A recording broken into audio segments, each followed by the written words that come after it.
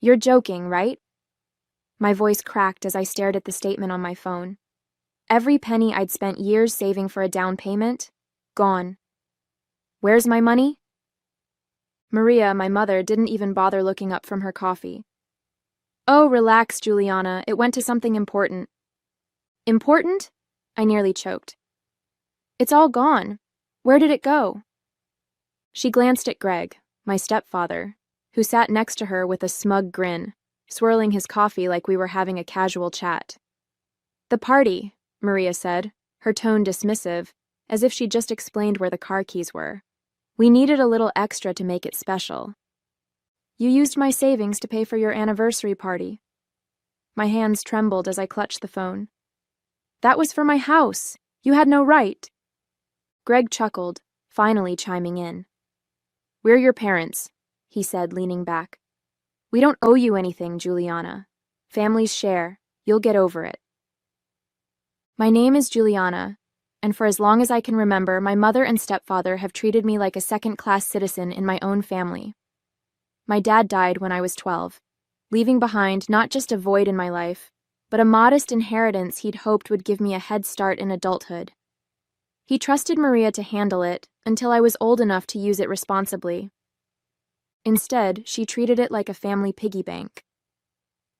For years, I stayed quiet, letting little infractions slide.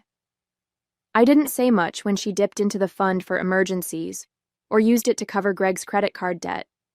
But this time was different. This wasn't a couple $100s here and there. It was my entire down payment, nearly $25,000, blown on catering, decorations, and some overpriced venues so they could show off to their friends. I wasn't just angry. I was heartbroken. I'd worked so hard to save that money, working extra shifts, skipping vacations, even living in a smaller apartment just to scrape together every dollar. And now, in one selfish move, they'd taken it all away. I want it back, I said, trying to keep my voice steady. You're going to pay me back every cent. Maria rolled her eyes, setting her mug down with a clink. Don't be so dramatic, Juliana. It's not like you're homeless. You can always save more. It's not about that, I snapped. It's about the fact that you stole from me. That money was mine.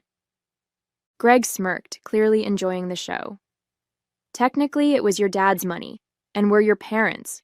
We're the ones who decide what's best for the family. The word family hit me like a slap. For years, they'd used that word to justify everything, from borrowing money without asking to dismissing my feelings whenever they crossed the line. But this wasn't family. This was theft. I'm not letting this go, I said, my voice trembling with rage. Do what you have to, Maria said with a shrug, picking up her coffee like she hadn't just ripped my dreams away. But don't expect us to apologize. We did what was necessary. I left their house that day shaking, the air in my lungs thick with frustration. Elena, my best friend, was the first person I called. I spilled the whole story, pacing my tiny apartment as the reality of what had happened sank in. They're unbelievable, she said, her voice full of disbelief. How could they think this is okay? Because they don't care, I said bitterly.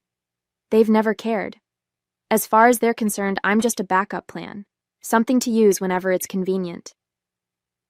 What are you going to do? She asked. I didn't have an answer yet. Part of me wanted to scream at them until they understood how much they'd hurt me. Another part wanted to crawl into bed and pretend none of this was happening. But the strongest part, the part my dad raised to stand up for myself, knew exactly what needed to be done. I'm going to get my money back, I said, my voice firm, even if it means calling the police. By the time I hung up with Elena, my anger had crystallized into determination. I wasn't going to let this slide. Not this time.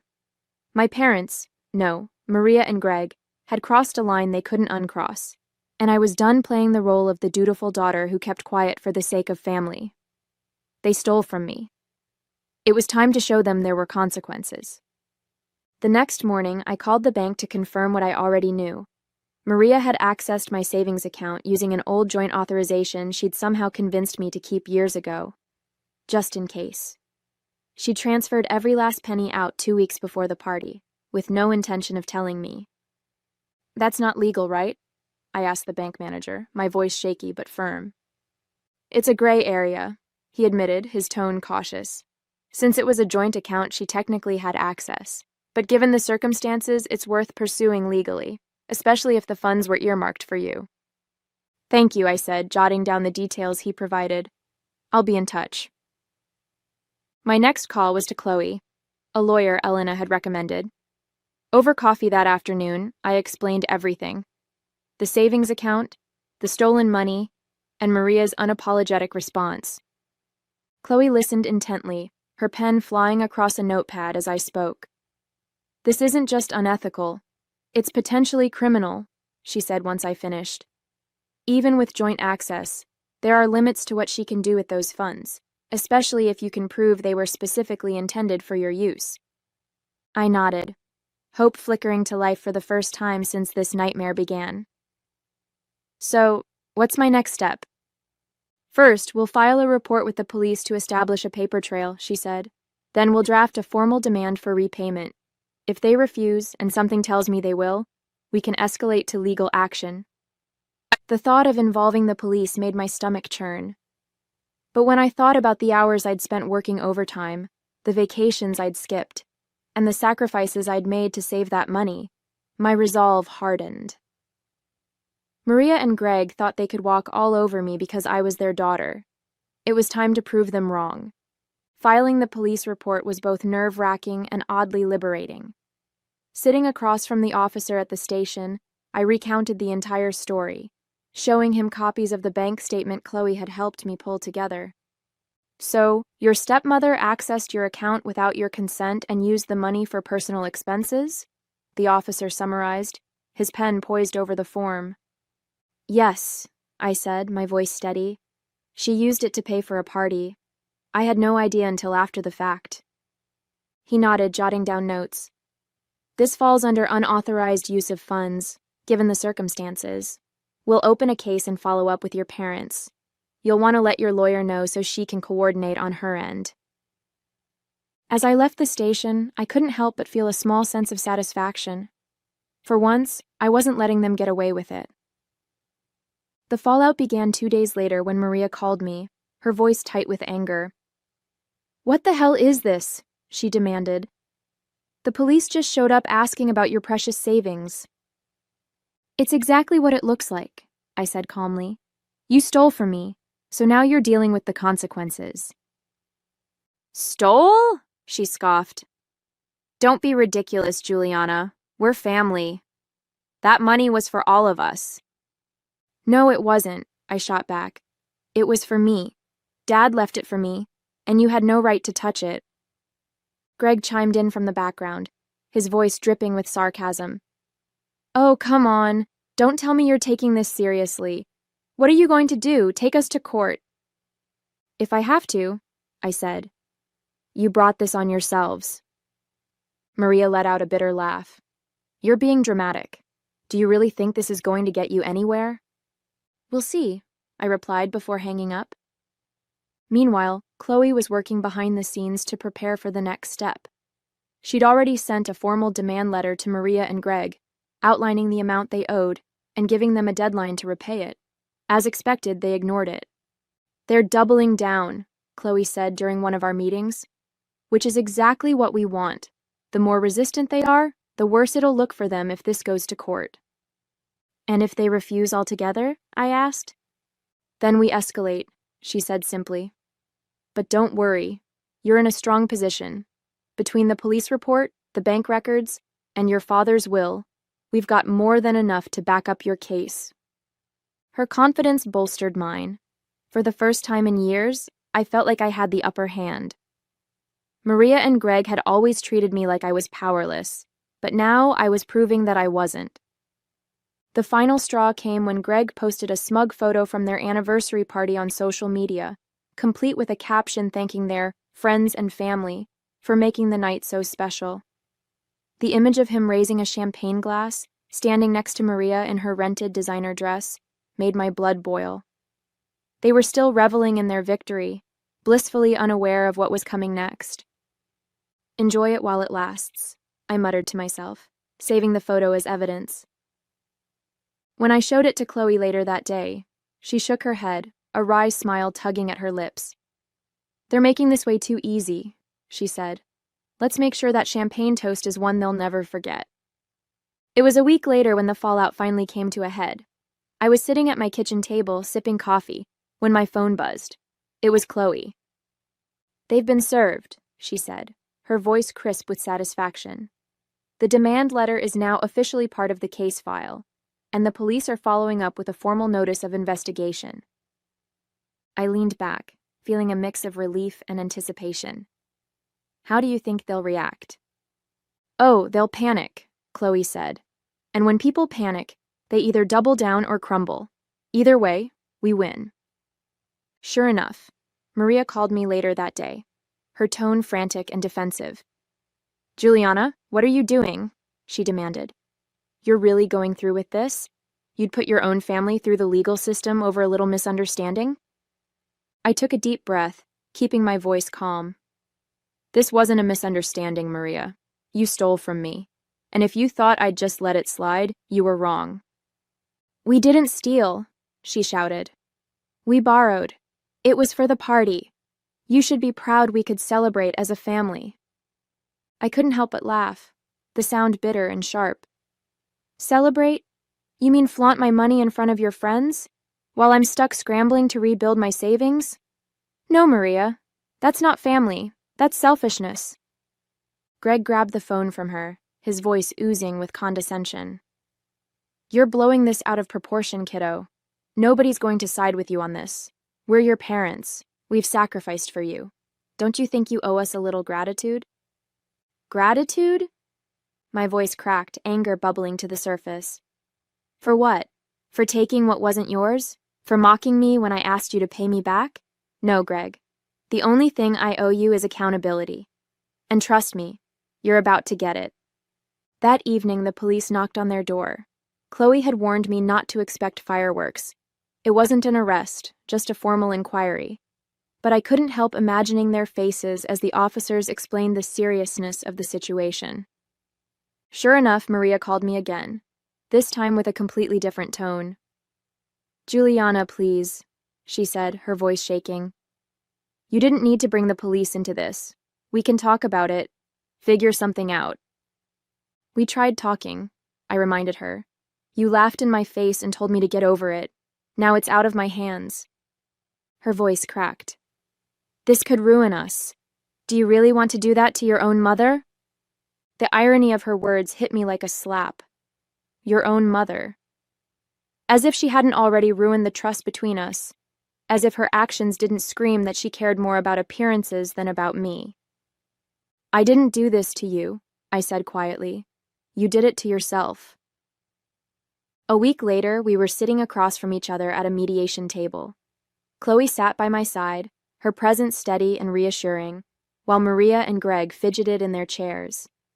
They looked different now, less smug, more uncertain. The reality of their situation was finally sinking in. The mediator, a calm, middle-aged man with glasses, cleared his throat. "We're here to discuss the unauthorized use of Juliana's savings account and determine an appropriate resolution. Juliana, would you like to begin?" I nodded, my voice steady as I laid out the facts. That money was meant for my down payment on a house. I spent years saving it. Maria and Greg emptied the account without my knowledge and used it to pay for a party. When I asked them to pay me back, they refused and mocked me. "I'm here to get what's mine." Maria tried to interrupt, but the mediator held up a hand. "You'll have your turn, Mrs. Grant." She sank back in her chair, her face tight with anger. When it was her turn to speak, Maria's voice was shaky but defensive. "We didn't mean any harm. We thought it was better for the family to celebrate. Juliana's young. She has time to save more. We didn't realize she'd take it this far." "You didn't realize?" Chloe cut in, her voice sharp. "You drained her account without permission and then dismissed her concerns. That's not a misunderstanding. That's theft." Greg opened his mouth to argue, but one look from the mediator silenced him. "Let's stick to the facts," the mediator said, Based on the evidence, it's clear the funds were intended for Juliana's use. Mrs. Grant, Mr. Grant, you have two options. Repay the full amount immediately, or face a civil suit, potentially accompanied by criminal charges. Maria's face turned red, her composure cracking. We don't have that kind of money lying around, she snapped. We spent it on the party. Then you'll need to figure out a way to repay her, the mediator said firmly. Otherwise, we proceed with legal action. For a moment there was silence. Then Greg leaned forward, his voice low. What if we agree to a payment plan? Chloe raised an eyebrow. That's a start, she said. But Juliana has the final say. I looked at them, seeing not the untouchable figures of authority they'd always tried to be, but two flawed, selfish people scrambling to avoid the consequences of their actions. A payment plan is fine, I said finally. But I want it in writing, and if you miss even one payment, the deal's off. They nodded reluctantly, their bravado completely gone. As we left the mediation room, Chloe put a hand on my shoulder. You did good, she said. They won't forget this. Neither would I. The mediation agreement was signed that same day, and as I walked out of the building, I felt a weight lift off my chest. It wasn't just about the money anymore, though getting it back was a relief. It was about standing up for myself. For years, I'd let Maria and Greg take advantage of me, convincing myself that it was easier to stay silent. But not this time. This time, I'd made them face the consequences, and they couldn't wriggle out of it. Chloe met me at the door, holding a copy of the agreement. They'll be making monthly payments directly into your account, she said, giving me a proud smile. If they so much as miss one, we're ready to file a lawsuit. Thanks for everything, Chloe, I said. I couldn't have done this without you. You did the hard part, she replied. I just made sure the system worked for you. The first payment came through a week later, and while it wasn't the full amount, seeing even a fraction of my savings back in my account was like a balm for my anger. Elena came over that evening to celebrate, bringing takeout and a bottle of wine. To never letting anyone walk all over you again, she said, raising her glass. To finally standing up for myself, I replied, clinking mine against hers. As we talked, I realized how much had changed in the past few weeks. For so long, I'd put Maria and Greg's needs ahead of my own, convincing myself that family obligations outweighed my feelings. But this experience had shown me that boundaries weren't just important, they were necessary. If I didn't protect my own interests, no one else would.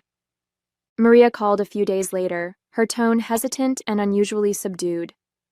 Juliana, I wanted to check in, she said, as if we hadn't just been through a legal battle. I let her words hang in the air for a moment before replying. Is this about the payments? I asked, keeping my voice neutral. No, she said quickly. I just wanted to see how you're doing. I didn't believe her for a second. She wasn't calling out of concern. She was calling because she didn't know how to handle the new dynamic between us. For the first time, she couldn't guilt or manipulate me into giving her what she wanted. I'm doing fine, I said, and I expect the next payment on time. There was a pause, and then she sighed. We're family, Juliana. I hope one day you can forgive us. I didn't respond to that.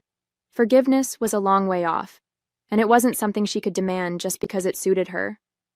I have to go, I said, ending the call before she could say anything else. Over the next few weeks, I started to rebuild, not just my savings, but my sense of self. I adjusted my budget, picked up a few extra shifts, and focused on the future. The dream of buying my own home was still alive, and while Maria and Greg's payments weren't enough to cover everything, they were a start. Every time a payment hit my account, it felt like a small victory, a reminder that I had taken control of my life. It wasn't about revenge. It was about justice, about proving to myself that I was stronger than the people who had tried to take advantage of me. And I was. Months later, as I scrolled through real estate listings, I felt a flicker of hope I hadn't allowed myself to feel in a long time. The savings were growing steadily, partly from my own hard work, partly from Maria and Greg's payments. While the process was slower than I'd planned, the goal of buying my own home was back within reach. I smiled as I bookmarked a listing for a small but charming house on the outskirts of town. It wasn't extravagant, but it was mine, or at least it would be soon. And this time, no one would take it away from me. Maria and Greg continued their payments, though not without the occasional grumble. They'd tried to negotiate for lower amounts, citing financial strain, but Chloe had shut them down each time. The terms were clear, and any deviation would result in immediate legal action. They had no choice but to comply. I didn't hear from them often, which was fine by me. When Maria did call, it was usually under the guise of checking in, though her real motive was always clear. "We've learned our lesson," she said during one call, her voice strained. "I hope we can move past this someday." I didn't bother sugarcoating my response. "Moving past this starts with you taking responsibility, Maria, and that means finishing what you started." There was silence on the other end before she muttered a curt goodbye. I hung up, feeling no guilt. For the first time, I wasn't bending over backward to make someone else feel better at my expense. It was freeing. Elena and I celebrated my progress one evening over dinner. As we clinked glasses, she said, "You know, I've never seen you like this, so confident. It looks good on you." "Thanks," I said, smiling. "I guess I finally realized that standing up for myself doesn't make me a bad person. It just makes me... me." "And you are pretty awesome," she said with a wink. We laughed, and for the first time in years, I felt like I was exactly where I was supposed to be. The betrayal, the anger, the fight, it had all been worth it, not just to reclaim my savings, but to reclaim my self-respect. A few weeks later, I drove by the house I'd bookmarked. I parked across the street, imagining myself inside, filling it with my things, my life, my future. It wasn't just a house. It was a symbol of everything I'd worked for and everything I'd overcome. As I sat there, I thought about my dad. He'd worked so hard to provide for me, to make sure I had a foundation to build on. Maria and Greg had tried to take that from me, but they hadn't succeeded. I knew he'd be proud, not just of the house I'd soon own, but of the strength I'd found in myself. I took a deep breath and smiled. This was my life, and it was finally mine to build.